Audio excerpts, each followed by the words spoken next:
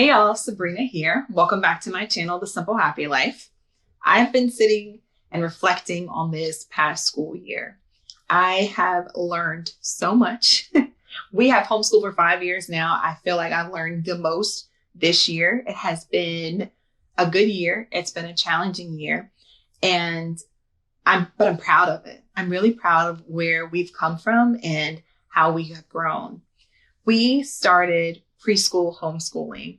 I came out of work when my oldest was 2 and my youngest was born, and I loved teaching them. We were a part of a preschool homeschool co-op. We did mom morning out programs. We did all learning through play, and I was really into Montessori learning at that time, and I just really enjoyed the process. But we always thought we'd send our kids to school. I sent my oldest to kindergarten and then to first grade, but we did not go back after that Christmas or holiday break. We took about a month off, and then we started that January of 2018 with first/second grade. And I was, whew, this is a lot to take on. And I began to become a little bit fearful. And I think that was the time we are officially started our homeschool. So we've been officially homeschooling, with the state for 5 going on 6 years. And I've kind of held on to that fear this whole way through. And I realized that this year, I have still been fearing. There are times where I let it go, but then there are times where it creeps back up. So the first thing that I want to share with you, which is just going to be a few, I want to keep this video short. Thought I'd just share about 5 things with you that I've journaled here that I've learned. But that first thing is to stop being afraid. I've had to stop being afraid that I was going to fail my children somehow for homeschooling them, fail them in their education. Stop fearing that others think that I'm failing my children somehow and failing them in their education. Stop being afraid that I'm not enough to teach them, that I'm not enough to facilitate their education, that I can't seek community. Stop feeling afraid that if I do seek community or outsource things that I feel like I should be teaching as a homeschool parent, that I'm failing them. I'm going to stop doing that. It saps the joy. It's exhausting. And I can't just be present because I'm fearing the future instead of just enjoying the present and working through things right now. So letting go of that fear this year, because I had a lot of it. It crept back up a lot as we headed into this first middle school year. My oldest did 6th grade this year, and he would have been in 6th grade if he went to a traditional school setting. And I had a lot of fear going into that. You're not going to send him to school for middle school. You're not going to send him for high school. These comments, they get to you. And I really had to be like, no, this homeschool journey has been a blessing. It's been a blessing to my household, to our finances, my marriage, my mental and physical health. It has been such a blessing. And why should I be afraid that this is not the path for us? And if it ever changes, then it changes. And I don't have to fear that either. But if you are new to homeschooling, if you've been doing it for a while and you still have any of that, I would encourage you, let that fear go. Let it go and enjoy this process. So the second thing that I wanted to share with you is that consistency is key. I have found consistency is magical. It is like when you sit down with your kids and you guys are giving your best efforts consistently, whatever that consistency looks like for you, daily, weekly, monthly, however you set that up. But when you sit with it and you stick to it little by little, you see light bulbs go off. And then you've taught your kids how to read. That was so exciting for me. I taught my kids how to write, how to multiply, how to do long division. We're moving into algebra. This is amazing to be able to see that and to see the process of putting in that work. There are times we're in the trenches and this is hard, but see, we've overcome this and we've overcome that, and you've learned this, and we've built on the other skills that we've learned. It's amazing to see. And I like the word magical because it feels that way when it happens. And so it doesn't have to be overwhelming. Just little by little, I found is the best way. Now, in being consistent, I have found that sometimes we have to be a little rigid in our household, because when things get loosey-goosey, as my husband says, there's chaos and confusion, and that just does not make for a happy home or homeschool. So we do have to put some parameters, some boundaries on, this is the time we're going to do table lessons. And if field trip opportunities and play groups and meetups and other, fun activities that we want to do are outside of that time, then that's completely fine for us to, indulge in. But we try to stick to our table lessons and building that, because again, that is where I feel like the magic of us building our skills happens. Now, of course, field trips are our thing. So I'm not saying not to go on field trips and not to drop the books for hikes and things like that, but that doesn't, the default is, being consistent with our lessons and having the expectation that we are going to be consistent with our lessons.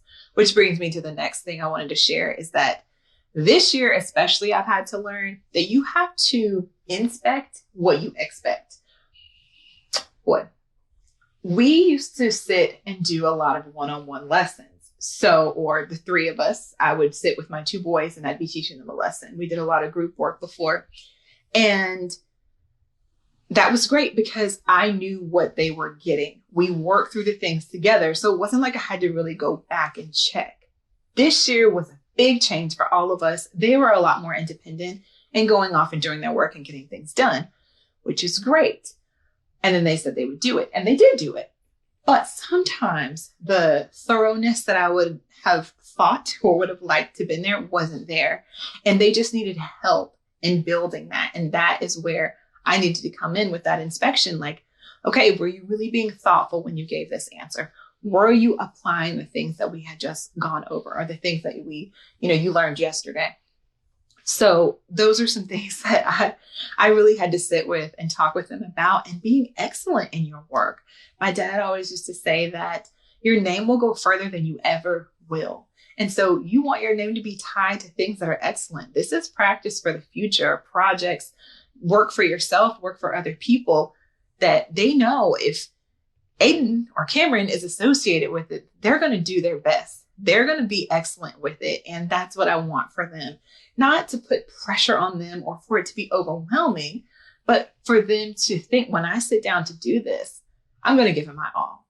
And I don't think there's anything wrong with that, but we can't give our all to everything all the time. And so that leads me into the next thing, which is to simplify the focus. I have felt like I needed to cover so many different subject areas every day, week, month, year. And I've learned that you don't need to do that. I don't need to do that. It takes away from the joy. It takes away from us going deep, because we're trying to work through all the things to make sure that I touch on all the things that, they have a really great awareness of geography and vocabulary this year and everything. And those things are important, yes, but you don't have to go in depth with them every year. And my goal is to teach my kids how to learn, help them to learn how they think and how they learn best, so that when they go off, the things that they want and need to learn, they have the ability to do, and they know how to seek out information. And so, yes, we focus on those subject areas that I discussed and others, but certain parts of the year, or maybe in certain years, we're just not going to try to cover everything. We're going to give our best efforts to a few things instead of being mediocre and doing a bunch of things and not really growing. And I've had to learn that it's okay. Let it go. Simplify. Less is more, for sure. And also, this helps me simplify my planning, which leads me into the next thing that I want to share.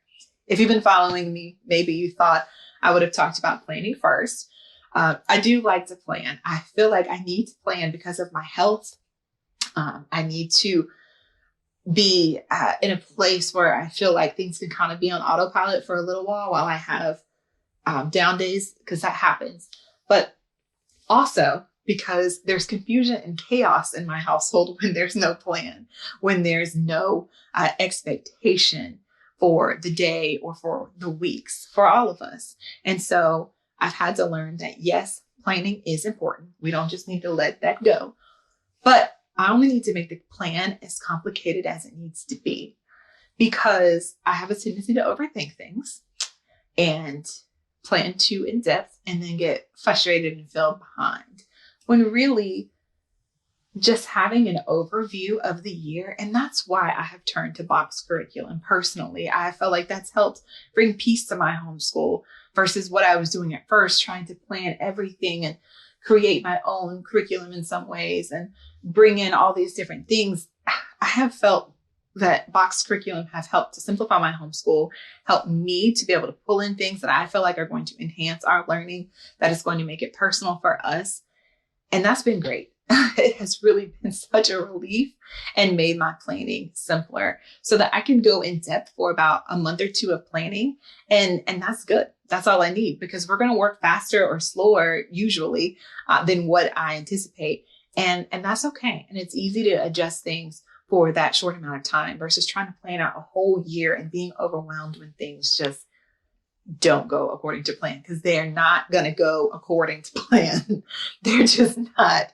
Something is going to get off. Something is going to come, good or bad, and you have to deal with that. So I feel like simplifying the focus has allowed me to simplify the plan and only making it as complicated as it needs to be. So I think I'll stop right there because I could keep going, but I appreciate you being here with me today and allowing me to share with you things that I am learning on my journey. If there's things that you'd like to share with me that you've learned on your homeschool journey or with others in the comments, please do so. I'd love to read them and chat with you there. If you've enjoyed this video, please give it a thumbs up, subscribe, and I will chat with you guys soon. Bye.